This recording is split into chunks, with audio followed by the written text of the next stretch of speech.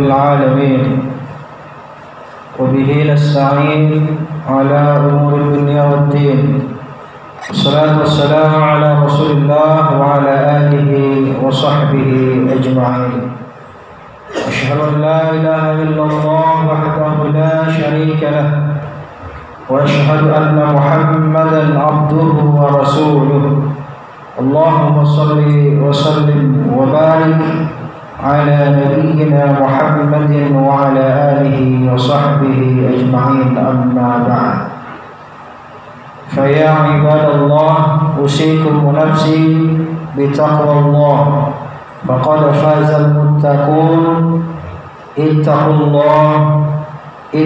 الله حق تقاته ولا تموتن إلا وأنتم مسلمون. وقال الله تعالى في كتابه العزيز أعوذ بالله من الشيطان الرجيم وما أصابكم من مصيبة فبما كسبت أيديكم ويعفو عن كثير. وقال الله تعالى أيضا في آية أخرى ظهر الفساد في البر والبحر بما كسبت أيدي الناس. Shadaqallahul azim. Hadirin saudara-saudaraku kaum muslimin jamaah Jumat rahimakumullah. Pertama sekali puji syukur hanya untuk Allah Subhanahu wa taala. Alhamdulillahirabbil alamin.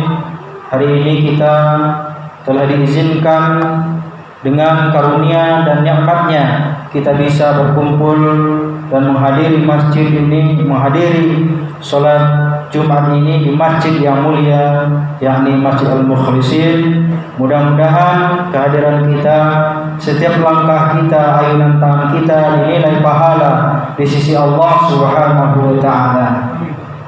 Kaum muslimin, saudara-saudaraku jemaah Jumat rahimakumullah, salawat dan salam tak lupa-lupanya kita ucapkan Allahumma salli wa sallim wa barik ala sayyidina Muhammad wa ala ali Muhammad. Mudah-mudahan senantiasa kita berusaha dan berupaya agar kita senantiasa melakukan segala sunnah-sunnahnya sampai akhir hayat kita nanti. Amin ya rabbal alamin. Hadirin kaum muslimin, pada hari ini khatib mengajak kepada kita semuanya, marilah kita senantiasa, sesungguhnya kita ini adalah manusia yang dhaif. Tentu kita harus selalu meningkatkan keimanan dan ketakwaan kita kepada Allah Subhanahu wa taala. Tiada daya dan upaya, tiada kekuatan, tiada keselamatan kecuali hanya dari Allah Subhanahu wa taala. Hadirnya kita, bisanya kita melangkahkan kaki, mengayunkan tangan menuju rumah Allah yang berbahagia ini, semuanya adalah karena kasih sayang Allah Subhanahu wa taala. Kita diberikan kesehatan, bisa bernafas meskipun dalam masker masing-masing. Itu semua adalah karena pemberian Allah Subhanahu wa taala. Mudah-mudahan Allah Subhanahu wa taala senantiasa memberikan kepada kita umur yang panjang, kemudian umur tersebut bisa kita pergunakan selalu untuk menyebut nama Allah Subhanahu wa taala. Karena ujian dan ujian, cobaan demi cobaan selalu diberikan oleh Allah Subhanahu wa taala. Mungkin ini barangkali adalah peringatan bagi kita sebagai orang-orang yang beriman kepadanya. Hadirin kaum muslimin, khatib ingin menyampaikan pada hari ini sebuah tema khutbah, sebab dan hikmah di balik musibah. Kaum muslimin berbahagia, faktor utama penyebab musibah yang menimpa manusia barangkali dan bisa jadi adalah karena perbuatan-perbuatan dosa-dosa manusia. Faktor-faktor utama yang menyebabkan terjadinya bencana ataupun musibah yang diberikan kepada manusia disebabkan karena perbuatan dosa-dosa dan maksiat kita kepada Allah. Pertanyaannya adalah, apakah kita ini sebagai manusia adalah penyebab daripada bencana yang diturunkan Allah Subhanahu wa taala, atau sebaliknya musibah ataupun bencana yang diturunkan oleh Allah Subhanahu wa taala merupakan ujian atas keimanan kita kepadanya. Ada dua hal yang penting dan harus kita ingat. Apakah kita hadir di dunia ini sebagai mengundang bencana dari Allah, atau kita diuji oleh Allah Subhanahu wa taala atas keimanan kita?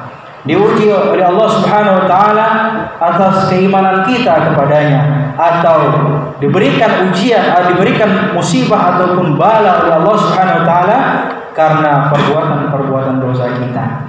Apabila kita melihat dari ayat dan firman Allah Subhanahu wa taala ini, bahwasanya perbuatan-perbuatan ataupun musibah, bencana yang diturunkan oleh Allah Subhanahu wa taala itu tak lain dan tak bukan adalah karena perbuatan-perbuatan diri kita itu sendiri. Wa ma asabakum min musibatin fabima kasabat aydikum, dan apa saja musibah yang menimpa kamu sekalian, maka itu adalah disebabkan karena perbuatan-perbuatan tanganmu sendiri. Wa ya'fu an katsir, dan Allah Subhanahu wa taala selalu memaafkan sebahagian besar dari kesalahan-kesalahan kita. Bayangkan jemaah yang berbahagia, jangan sampai kehadiran kita di tengah-tengah kita, adanya kita di dunia ini adalah karena menyebabkan orang lain tertimpa musibah ataupun bencana.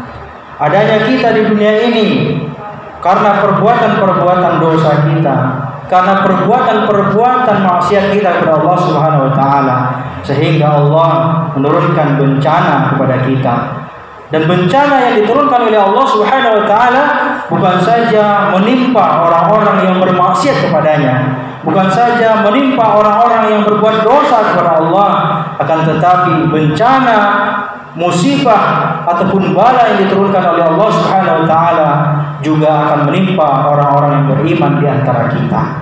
Jamaah yang berbahagia, maka oleh karenanya juga Allah Subhanahu wa taala firmankan dalam Al-Qur'an, "Ma asabaka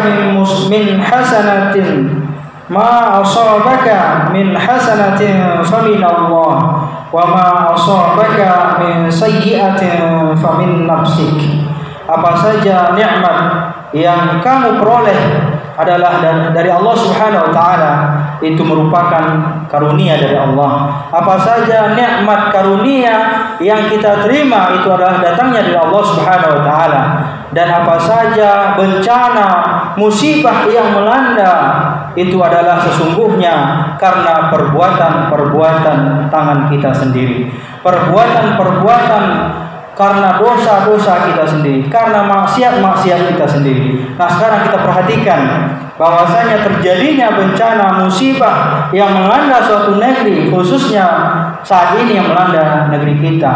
Bahkan bukan hanya negeri kita tercinta Indonesia, bahkan seluruh dunia diuji oleh Allah Subhanahu wa taala dengan adanya virus corona ini. Sehingga jangankan kita untuk beraktivitas bebas seperti biasa, bernafas pun kita tidak bisa bebas seperti biasa. Ini adalah merupakan ujian dari Allah Subhanahu wa taala. Apakah dengan ujian ini, apakah dengan bencana ini kita semakin meningkat keimanan kita kepada Allah, atau semakin jauh dari Allah Subhanahu wa taala? Apakah dengan ujian corona ini kita bisa kemudian kembali kepada Allah dan bertaubat kepada Allah, atau dengan corona ini kita semakin bermaksiat kepada Allah, atau semakin banyak dosa kita kepada Allah Subhanahu wa taala? Hadirin kaum muslimin berbahagia, maka oleh karenanya juga Allah Subhanahu wa taala katakan, "Wa ma asabaka min sayyi'atin famin nafsik." Dan apa saja bencana-bencana yang menimpa manusia itu, maka itu adalah karena kesalahan-kesalahan diri kita sendiri. Maka oleh karenanya kesempatan bagi kita untuk kembali kepada Allah Subhanahu wa taala. Karena tidak terjadi bencana, suatu musibah di suatu negeri kecuali karena perbuatan-perbuatan jahilnya manusia itu sendiri. Zaharal fasadu fil barri wal bahri bima kasabat aydin nas. Telah nampak kerusakan di daratan dan di lautan disebabkan karena perbuatan-perbuatan tangan manusia itu sendiri. Maka pertanyaannya adalah, apakah kita termasuk orang-orang yang mengundang musibah, yang mengundang bencana karena perbuatan dosa-dosa kita, atau karena kita diuji oleh Allah Subhanahu wa taala karena keimanan kita kepadanya? Mudah-mudahan kita yang hadir maupun yang mendengar dimanapun Anda berada, kita diuji oleh Allah Subhanahu wa taala atas keimanan kita kepadanya. Amin ya rabbal alamin.